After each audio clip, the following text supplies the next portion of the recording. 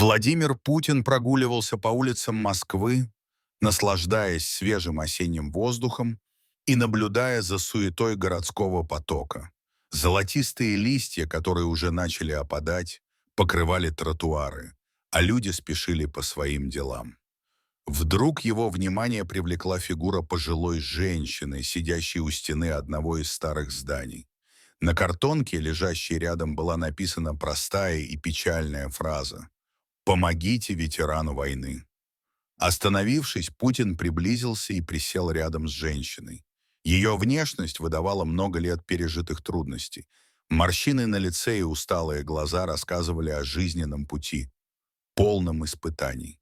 Она сидела на холодном асфальте, и ее руки были спрятаны под драной шерстяной накидкой.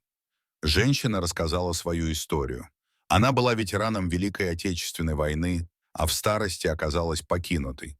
Ее внук, не видя в ней необходимости в своей жизни, выгнал ее из дома, решив, что старость — это бремя. Оказавшись на улице, она не знала, к кому обратиться за помощью.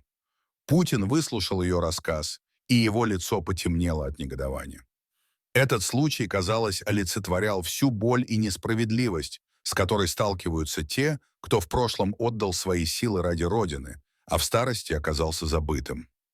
Не теряя времени, Путин распорядился помочь женщине. Он незамедлительно связался с ответственными службами и дал указания, чтобы ей в срочном порядке предоставили жилье и обеспечили всеми необходимыми социальными выплатами. Через месяц женщина уже получила однокомнатную квартиру в одном из спокойных районов Москвы.